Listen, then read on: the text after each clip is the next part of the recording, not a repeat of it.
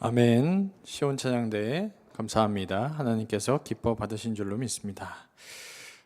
독일의 한 대학 교정을 걷는 남자가 있었습니다. 매일 같은 시간에 나타나는 이 남자를 보고 사람들은 시계를 보지 않고도 6시 15분이구나 라는 것을 알 수 있었습니다. 이것이 독일의 철학자인 칸트가 있었던 일화입니다. 항상 정확하게 시간을 관리하는 이 칸트라는 철학자를 보고 마을 주민들이 이제 지나가면서 시간을 추측했다라는 것인데요. 칸트가 이렇게 규칙적으로 생활하게 된 것은 그가 어린 시절부터 심장 질환을 가지고 있었기 때문입니다. 그래서 부모님은 칸트가 규칙적인 생활을 할 수 있도록 하였고, 이러한 생활 습관이 이후에 마을 사람들에게도 알려지게 된 것이죠. 칸트의 이 시간 관리에 대한 일화가 참 우리에게 주는 교훈이 큽니다. 시간을 관리하는 것, 참 성실하게 생활하고 자신을 관리하는 것일 수 있습니다. 마찬가지로 오늘 성경에서 본문에서 중요하게 다루는 주제가 신실하다, 이것이 하나님의 편에서는 신실하다라는 표현으로 사용이 되고, 또 주의 백성들에게는 성실하다라는 표현으로도 사용할 수 있겠습니다. 그래서 모세가 첫 번째로 등장을 합니다. 모세가 등장을 하는데요. 모세가 등장을 해서 오늘 3장 2절의 말씀에 보면, 그는 자기를 세우신 이에게 신실하시기를 모세가 하나님의 온 집에 한 것과 같이 하였다라고 말씀하면서 모세가 하나님의 온 집에 대해서 신실하였다, 한결같이 하나님께 대해서 섬겼다라는 말씀을 합니다. 이 부분을 보면서 모세가 그의 백성들, 이스라엘 백성들에 대해서 성실함으로 섬겼다라는 것을 알 수 있는데요. 이스라엘 백성들이 여호수아에 이르기까지 40년 동안 이제 광야 생활을 이제 하였습니다. 그래서 60만의 장정들이 가나안 이 정복 전쟁에 참여할 수 있도록 1세대부터 2세대까지의 모든 여정을 하면서 이 모세가 잘 지도력을 발휘하여서 가나안 땅에 들어가기 직전까지 인도하였다라는 것인데요. 그는 80세 때부터 120세 때까지 무려 40년이나 되는 기간 동안에 이스라엘 백성들을 이끌고 그 지역을 다녔습니다. 그러므로 그는 40년간 한결같이 성실하게 하나님의 종으로 그 집을 맡아서 섬겼다라는 것을 알 수 있습니다. 오늘 출애굽기 3장 1절의 말씀을 함께 읽어보도록 하겠습니다. 모세가 그의 장인 미디안 제사장 이드로의 양떼를 치더니 그 떼를 광야 서쪽으로 인도하여 하나님의 산 호렙에 이르매. 그래서 모세는 80세 때에 이 목자의 역할을 이제 감당하고 있었습니다. 그러니까 양떼를 치는 그러한 역할을 감당하였습니다. 그때 하나님으로부터 이 이스라엘 백성들을 출애굽하라는 것에 대한 명령을 받았지만 거절하고 싶었을 것입니다. 또 나이가 많았던 이유도 있고 그가 말을 잘 할 수 없었기도 하였기 때문이죠. 그러나 순종하며 그 길로 결과적으로 나아갔습니다. 그는 40년을 성실하게 하나님의 양떼들을 인도하여서 그것까지 나아갔는데요. 신명기 34장 7절의 말씀도 같이 읽어볼까요? 네, 읽겠습니다. 모세가 죽을 때 나이 120세였으나 그의 눈이 흐리지 아니하였고 기력이 쇠하지 아니하였더라. 아멘. 이렇게 80세 나이가 많이 들어서 또 부르심을 받은 이후에 그가 죽을 때까지 한결같이 이스라엘 백성들을 인도하여서 가는 것이 쉽지 않았을 것입니다. 그런데 이스라엘 백성들이 이렇게 인도함을 잘 따라오는 사람이었다면 그나마 수월했을 수 있는데, 이 백성들은 전혀 잘 따라오지 않고 대표적인 이제 어려웠던 모습을 보자면 이러한 모습을 일관적으로 보이는 그러한 이들이었는데요. 민수기 14장 3절과 4절의 말씀입니다. 같이 읽겠습니다. 어찌하여 여호와가 우리를 그 땅으로 인도하여 칼에 쓰러지게 하려 하는가? 우리 처자가 사로잡히리니 애굽으로 돌아가는 것이 낫지 아니하랴. 이에 서로 말하되 우리가 한 지휘관을 세우고 애굽으로 돌아가자 하매. 그러니까 가나안 땅에 민수기 13장에서 정탐을 한 이후에 이제 10명의 정탐꾼들은 이제 우리가 그들의 밥이 되었다라고 보고를 하였습니다. 여호수아와 갈렙만이 전혀 다른 우리가 그들을 이길 수 있다라는 보고를 하였습니다. 그 이야기를 듣고 나서 14장에서 백성들이 원망하는 것이죠. 우리를 그곳으로부터 이곳으로 이끌어내서 애굽에 있었다라면 죽지는 않았을 텐데 이곳에 이끌어내서 과연 하나님과 모세가 우리를 죽이려고 이곳으로 이끌어냈다라고 이렇게 고백을 하고 있는 것입니다. 그리고 어떻게 보면 항명이라고 할 수도 있고 하극상이라고 할 수도 있는 표현이죠. 보게 되면 우리가 한 지휘관을 세우고 애굽으로 돌아가자. 그러니까 하나님께서 모세를 세우셨는데 모세는 됐고 다른 지휘관은 우리끼리 세워서 애굽으로 돌아갈 것이다 라고 하는 것입니다. 이것은 모세에 대한 거역처럼 보이지만 하나님께 대한 이제 거역이다라는 것입니다. 그러니까 이러한 백성들이 자신을 거역하는 것을 감당하면서까지 하나님의 종으로 그 집을 세우기 위해서 노력했다라는 것이죠. 참 모세의 모습이 어떤 면에서 성도님들이 보시기에 대단하다라는 생각이 드십니까? 그는 하나님의 집을 세우기 위해서 자신을 다 비워내서 자신의 마음을 다 비워내서 그들과 함께 그 땅까지 가려고 무척이나 하나님께 기도하며 매달리며 나아갔다라는 것이죠. 그렇게 헌신적으로 이스라엘 백성들을 인도한 것입니다. 그래서 유대인뿐만 아니라 많은 이들이 또 모세를 존경하고 또 추앙하는 그러한 모습들을 볼 수가 있는데요. 근데 오늘 이 유대인들이 히브리서의 유대계 그리스도인들이 1차 독자라면 이 모세의 이름은 그들이 오경을 읽었을 것이므로 알고 있을 것입니다. 그러니까 1장에서 천사를 말씀하였고 2장에서 모세가 등장하면서 모세를 모르는 사람들은 없을 것입니다. 그러니까 모세가 성실하게 신실하게 하나님의 집을 세워갔다라는 것을 부인하는 사람은 한 명도 없을 것입니다. 근데 그러고 나서 이제 히브리서 기자가 하는 이야기는 모세가 그만큼 성실하게 하나님의 집을 세워갔는데 예수 그리스도께서는 신실한 대제사장이다라고 이어서 말씀을 전하고 있습니다. 그러면 예수님께서는 왜 어떤 점에서 신실한 대제사장이라고 이야기할 수 있을까요? 그 이유는 사람들이 처한 현실 때문에 신실한 대제사장이다라고 할 수가 있습니다. 히브리서 2장 15절의 말씀을 같이 읽어보겠습니다. 또 죽기를 무서워함으로 한평생 매어 종노릇하는 모든 자들을 놓아주려 하심이니.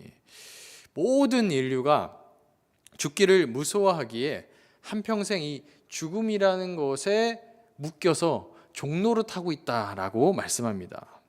근데 이것은 젊은 청춘들에게도 이러한 위협이나 무서움이 있겠지만 한 해 한 해 나이가 들어감에 따라서 이러한 공포나 두려움은 점점 커져갈 것입니다. 사탄은 인간을 이 죽음을 무기로 해서 더 공포스럽게 만드는 우리의 약점으로 사용하고 있다라는 것입니다. 또한 건강을 염려하게 하여서 마음이 하나님께로만 향하지 못하게 하고 흩어지게 하는 그러한 부분들이 있습니다. 또는 외모나 건강을 관리하려고 부단하게 애쓰게 만드는 것으로 우리의 마음이 흩어지게 만든다라는 것이죠. 그런데 이런 죽음에 대한 공포가 두려움이 한평생 죽음에서 사투하는 그것에서 이제 놓아줄 수 있는 분이 예수 그리스도시다라는 말씀입니다. 두 번째로 예수 그리스도께서 신실하신 이유는 이 죄의 속량이다라고 말씀합니다. 본문 2장 17절에 나와 있는데요. 같이 읽어볼까요? 그러므로 그가 범사에 형제들과 같이 되심이 마땅하도다. 이는 하나님의 일에 자비하고 신실한 대제사장이 되어 백성의 죄를 속량하려 하심이라. 아멘. 그러니까 모세가 이스라엘 백성들을 애굽에서 종이 되어서 이제 노예의 삶에서 살아갔습니다. 그러니까 출애굽하는 것이 그 노예 상태에서 해방하는 것과 마찬가지로 예수님께서 죄의 노예였던 우리들을 예수님께서 속량하였다라는 말씀입니다. 같은 이치다라는 것이죠. 그래서 예수 그리스도께서 신실한 대제사장인 이유는 백성의 죄를 속량하여서 그것을 자신의 것으로 하시고 그들의 백성을 구입하셨기 때문입니다. 죄인을 자신의 목숨을 내놓으시고 구입하셨다라는 것이죠. 모세는 성실하게 하나님의 집을 세워갔고 또 성실하고 온유한 마음으로 그 백성들을 품었습니다. 그러나 그들을 위해서 자신의 목숨을 희생하거나 포기하지는 않았습니다. 그러나 예수 그리스도께서는 자신의 목숨을 내어놓으심으로, 죽으심으로 자신의 그들의 백성을 향한 사랑을 확증하셨다라고 말씀합니다. 그러니까 자신을 내어줄 만큼 그렇게 사랑하는 그 마음을 다 내어놓고 표현하였다라는 것이 그 죄인 되었고 다 죽어가는 그 사람들을 향한 사랑을 다 표현하였다라는 것이 이 신실한 대제사장이다라고 불리는 이유입니다. 마지막으로 예수님께서 모세보다 우월하시며 뛰어나시며 신실한 대제사장인 이유는 무엇일까요? 그 마지막 이유는 3장 3절에서 밝히고 있습니다. 3장 3절을 제가 읽겠습니다. 그는 모세보다 더욱 영광을 받을 만한 것이 마치 집 지은 자가 그 집보다 더욱 존귀함 같으니라. 아멘. 예수 그리스도께서는 집을 지은 그 사람 모세와 달리 집 자체이고 집의 주인이다라는 것입니다. 예수 그리스도께서는 집을 지은 분이시고 집의 주인이신데 모세는 집의 종이었다라는 것이죠. 그러니까 집의 종과 집의 주인이 다르다라는 것입니다. 그래서 히브리서 기자는 모세가 유대인 또 유대계 그리스도인들이 굉장히 뛰어난 사람으로 존경받을 만한 사람으로 생각하지만 예수님께서는 그 집의 주인이고 모세는 종이었다라는 말씀을 합니다. 그러므로 유대인들이 모세를 굉장히 중요하게 생각한다라면 예수님은 그보다 비교할 수 없을 정도로 중요하고 존귀하고 믿어야 될 분이다라는 것을 말씀하고 있습니다. 그래서 3장 1절에서 그러므로 함께 하늘의 부르심을 받은 거룩한 형제들아 우리가 믿는 도리의 사도이시며 대제사장이신 예수를 깊이 생각하라 라고 말씀합니다. 예수님께서는 모세보다 우월한 분이며 신실한 분이십니다. 이 말씀을 우리 공동체 가운데서 한 3가지 정도로 말씀을 나누고자 합니다. 첫 번째는 그분께서 신실하신 분이다라는 것을 우리가 고백할 필요가 있습니다. 왜냐하면 하나님께서 이 세상을 만드신 것부터가 참 한결같으시다라는 생각을 합니다. 천지를 창조하는 그 순간부터 하나하나 그 날별로 그들이 살아갈 만한 환경들을 차곡차곡 만들어 가시고 그리고 지금까지 이어오도록 한결같이 태양과 또 바람과 비와 물과 흙과 여러 가지 상황들 우리가 다 알 수는 없어도 하나님께서 모든 것들을 경영해 가고 계시다라는 것입니다. 그러므로 우리의 반응은 하나님의 이 신실하심을 매일매일 바라보면서 하나님께서 이 하나하나의 것들을 다 관리하시며 베풀어 주시는 은혜의 주님이시다라는 것을 고백을 들으시고 또 찬양 받기를 원하신다라는 것입니다. 그러므로 매일 하나님의 신실하심과 나의 삶의 이런 사소한 것들조차 하나님께서 공급해 주고 계시구나라는 것을 고백하는 것이야말로 하나님께 합당히 대우해 드리는 길이다라는 말씀을 나누고 싶습니다. 그래서 성도의 모습이 첫 번째는 히브리서 3장 6절의 말씀을 같이 고백하기 원합니다. 함께 큰 목소리로 한번 고백해 보도록 하겠습니다. 그리스도는 하나님의 집을 맡은 아들로서 그와 같이 하셨으니 우리의 소망의 확신과 자랑을 끝까지 굳게 잡고 있으면 우리는 그의 집이라. 아멘. 여기서 우리가 소망의 확신과 자랑을 끝까지 굳게 잡고 있으면 우리는 그의 집이다 라고 말씀합니다. 2장 1절에서도 우리는 들은 것에 더욱 유념함으로 우리가 흘러 떠내려가지 않도록 함이 마땅하다라고 말씀합니다. 그러니까 히브리서 기자는 극심한 환난과 박해, 고난 가운데서 이 믿음을 저버리고 변절하는 사람이 많기에 떠내려가지 말 것을, 물에 떠내려가지 말 것을, 또 이렇게 변절하지 말 것을, 그리고 6절에서 3장 6절에서 끝까지 붙잡을 것을 간절하게 말하고 있는 것입니다.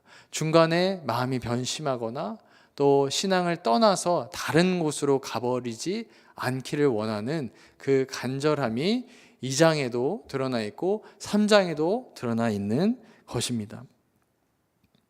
그래서 그 확신과 자랑, 예수님에 대한 확신과 자랑이겠죠. 그 믿음을 끝까지 놓지 말아야 할 것을 요청합니다. 우리가 그의 집인 것은 그리스도를 붙잡는 것 이외에는 다른 어떠한 것이 없다라고 말씀합니다. 그래서 끝까지 예수 그리스도를 굳게 잡고 있으면 그의 집에 들어갈 것이다 라고 말씀합니다. 그래서 그가 신실한 대제사장이다 라는 것을 기억하는 것은 우리가 그로 말미암아 문이 열렸으며 그분밖에 없다라는 것을 기억하는 것이죠. 그러나 신앙생활을 이제 하게 되면 처음에는 이제 예수님의 보혈을 의지해서 신앙생활을 시작하고 또 이 보혈이 참 값지다라는 것을 알지만 시간이 지나면 지날수록 어떤 경험들이나 전통들로 그 보혈이 대체될 수가 있습니다. 1장에서 이 예수님을 대체하려고 하는 어떤 시도나 그렇게 유대인들이 빠질 수 있는 장애물이 있었다면 어떤 것일까요? 천사입니다. 그러니까 천사가 그만큼 영적인 존재이고 하나님의 말씀을 전하는 존재이기에 오히려 그 존재를 귀하게 여기는 그러한 경향이 있었다라는 것이죠. 그래서 메신저나 전달자들을 예수님보다 더 귀한 존재로 여기게 되는 경우가 있다라는 것이고요. 2장에서는 이제 모세가 나오는 것입니다. 모세가 왜 나왔냐면 모세가 하나님의 집을 맡은 종이었다라는 것이죠. 그 백성들을 인도하여 낸 신실한 일꾼이었다라는 것입니다. 이스라엘을 잘 목양하였던 사람이었던 것이죠. 그러나 그 사람도 사람이다라는 것입니다. 그러므로 예수 그리스도 그 집 자체인 그분을 의지하며 생각해야 된다라고 말씀합니다. 이것을 요즘 말로 하면 사람을 의지해서 신앙생활하는 것이 아니라 예수님을 의지해서 신앙생활을 해야 한다라는 말과 같습니다. 그러므로 어떠한 일꾼들이나 이러한 존재들로 인해서 예수님이 가려지게 되면 예수님의 비중이 가장 우월한 분인데 그분만이 가장 합당한 영광을 받아야 되는데 이 사람, 모세 같은 사람들이 그 영광을 가로채면 안 된다라고 말씀하는 것입니다. 두 번째는 마찬가지로 하나님이 신실하신 것과 마찬가지로 우리도 공동체를 성실하게 섬겨가야 된다라고 말씀 나누고 싶습니다. 서두에서 칸트를 말씀드린 이유가 오후 6시 15분이면 주기적으로 이제 산책을 하면서 그의 일과를 만들어 갔습니다. 새벽부터 일과를 시작하여서 강의나 저술이나 그리고 가까운 사람들과의 티타임이나 이런 것들 가진 후에 하루를 마무리하면서 이런 산책을 하였던 것이죠. 이렇게 규칙적으로 어떠한 자신의 일과를 만들어가는 것과 마찬가지로 공동체를 규칙적으로 또한 예배의 자리로 또한 섬김의 자리로 나눔의 자리로 규칙적으로 섬겨감으로 인해서 우리 공동체를 잘 세워갈 수 있을 것입니다. 본문에서도 하나님의 집이라는 표현이 계속 사용이 됩니다. 3장 6절에서 그리스도는 하나님의 집을 맡은 아들로서 그와 같이 하셨으며, 그리고 마지막 부분에 우리는 그의 집이라. 그래서 이 하나님의 집을 만들어가는 것에 있어서 모세가 자신의 목숨을 내놓진 않았지만 목숨을 내놓을 만큼, 마음을 다 내놓을 만큼 그들에 대한 꾸준한 인내로 40년간 그들 곁에서 함께하였다라는 것을 보았습니다. 그만큼 꾸준하게 이제 섬겨왔다라는 것을 알 수 있고요. 마찬가지로 우리 사랑하는 성도님들께서도 꾸준함으로 이 자리를 섬겨오고 계시고, 그것은 마지막 날까지 지속적으로 섬겨주시기를 주님의 이름으로 축복합니다. 또한 교회는 성도님들이며 그 소망을 굳건하게 가진 사람을 의미합니다. 고린도전서 3장 9절에서 바울은 이제 고린도 교회에 이러한 공동체를 어떻게 섬겨야 할 것인지 권면을 하였는데요. 우리는 하나님의 동역자들이요 너희는 하나님의 밭이요 하나님의 집이니라 라고 말씀합니다. 그러므로 모든 이 자리에 앉아 계신 성도님들께서 내가 하나님의 집이구나 라고 생각하시면 좋겠습니다. 이렇게 공동체를 세워갈 때 어떻게 세워가야 될까? 그 공동체를 잘 세워가 나가는 원리로 고린도전서 3장 21절의 말씀을 같이 읽어보도록 하겠습니다. 사람을 자랑하지 말라. 만물이 다 너희의 것임이라. 바울이나 아볼로나 게바나 세게나 생명이나 사망이나 지금 것이나 장래 것이나 다 너희의 것이요 너희는 그리스도의 것이요 그리스도는 하나님의 것이니라. 아멘. 그래서 고린도전서 3장에서 이 공동체를 세워나가는 원리로 이 사람을 자랑하지 말라라고 말씀합니다. 그러니까 바울이나 아볼로나 게바나 이러한 사람들과 파당을 이루거나 이 사람들을 자랑하는 어떤 분파들이 일어나고 있었다라는 것을 말씀합니다. 그래서 바울은 이 고린도 교회가 이렇게 나뉘어지는 것을 원하지 않았고, 이렇게 하는 것이 아니라 다 자랑할 것은 예수 그리스도뿐이다라고 말씀합니다. 그래서 공동체를 섬기는 원리가 이 충성스럽게 성실하게 섬기지만 사람이 또한 자랑거리가 되면 안 된다라는 말씀을 나눕니다. 모세는 어떠했을까요? 모세가 40년간 이 이스라엘 백성들을 섬기고 나서 모세가 어떻게 보면 이 신적 존재로 또 추앙받을 만한 사람으로, 아까 천사를 이야기했던 것처럼 모세가 굉장한 사람으로 추앙받을 가능성이 굉장히 높았습니다. 그래서 신명기 34장 5절과 6절에서 이러한 기록이 나오는데요. 이에 여호와의 종 모세가 여호와의 말씀대로 모압 땅에서 죽어 벳볼 맞은편 모압 땅에 있는 골짜기에 장사되었고 오늘까지 그의 묻힌 곳을 아는 자가 없느니라. 아멘. 그가 하나님의 이후로도 없을 무척이나 귀한 선지자의 역할을 감당하였습니다. 그러나 그가 죽은 이후에 그의 무덤을 찾거나 그가 우상화되어서 섬기는 것은 막기 위해서, 또한 이 모세가 어느 곳에 묻혔는지를 아는 자가 없다라고 하면서 그 이후에 자연스럽게 여호수아라는 사람으로 이제 후계자를 넘기고 그의 존재는 잊혀져 가고 그 가운데서 행하신 하나님만이 드러나게 되었다라는 말씀을 합니다. 세 번째로 적용할 수 있는 부분은 예수님께서 우리를 친히 도울 수 있는 대제사장이시다라는 것입니다.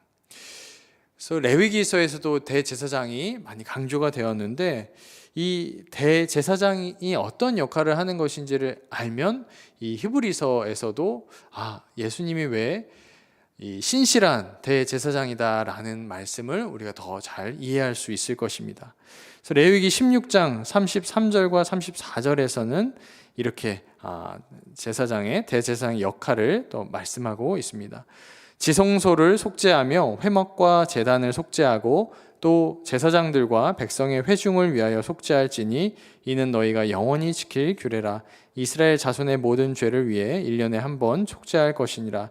아론이 여호와께서 명령하신 대로 행하니라. 아멘. 그래서 대제사장이 성소의 귀한 곳을, 거룩한 곳을 속죄하고 제단을 속죄하고 제사장 스스로와 또 백성 그리고 온 회중의 죄를 속죄한다라는 것이고요. 1년에 한 번은 대속죄일로 구분하였다라는 말씀이 있습니다. 그래서 대제사장은 사람 편에 서서 하나님께 사정을 아뢰는 거죠.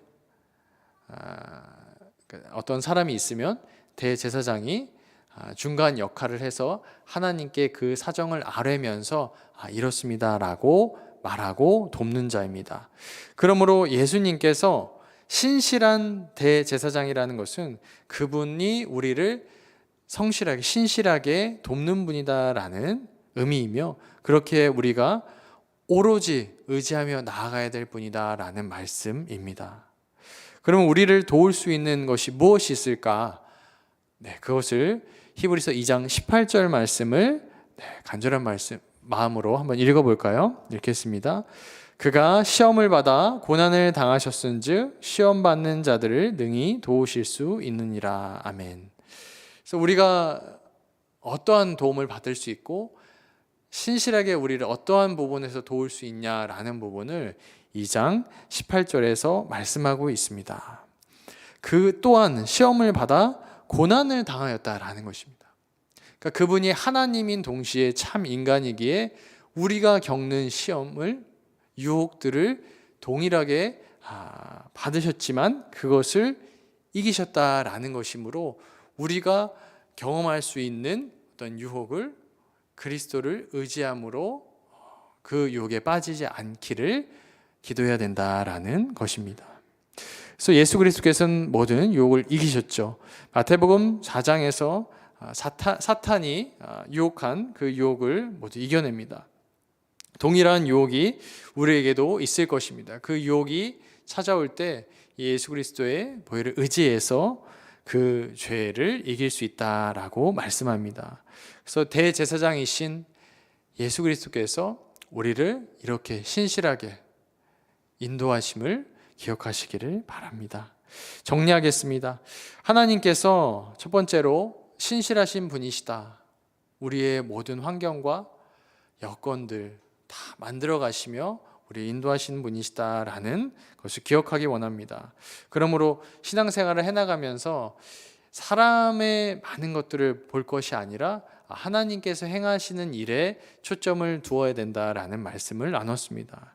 둘째는 공동체를 모세가 그랬던 것처럼, 예수 그리스도께서 그러셨던 것처럼 성실함으로 섬겨가야 된다라는 말씀입니다. 그런데 이 섬김이 다른 어떤 공간과 다른 것, 다른 외부의 어떤 공동체와 다른 점은 그렇게 섬겼지만 예수님이 남아야 되고 우리는 그리스도의 것입니다라고 고백해야 된다라는 것이 외부에 있는 공동체와의 차이다라는 부분을 말씀을 나눴습니다. 마지막으로 예수님을 돕는 분으로, 우리를 도울 수 있는 분으로 날마다 주님 앞에 나아가서 우리의 시험 드는 부분들, 유혹받는 부분들, 어려운 부분들을 날마다 아뢰야 된다. 왜냐하면 그분은 신실한 대제사장이며 중보자이시다라는 것을 기억하시는 주님의 백성 되기를 주님의 이름으로 축복합니다. 제가 기도하겠습니다. 사랑해 주님 감사합니다. 오늘 신실한 대제사장이신 예수 그리스도를 히브리서 말씀을 통하여 우리에게 밝히 보여주심에 감사합니다. 예수님께서 어떤 분이심을 우리가 하나하나 알아가며 우리의 기도의 제목이, 우리의 신앙생활이 더욱더 깊어지며 또한 예수를 깊이 생각할 수 있는, 예수께 더욱더 나아갈 수 있는, 그리고 끝까지 붙잡고 우리의 큰 소망이 되며 큰 구원이 되시며 흘러 떠내려가지 않고 예수님 붙잡고 승리할 수 있도록 인도하여 주시옵소서. 많이 어려운 시절 가운데 또한 주님을 붙잡음으로, 또한 주님께 아뢰므로 우리 어려운 형편들 가운데도 시험거리 가운데서도 주님 주신 힘으로 능히 감당할 줄로 믿사오며 모든 말씀 예수님의 이름으로 기도드립니다. 아멘.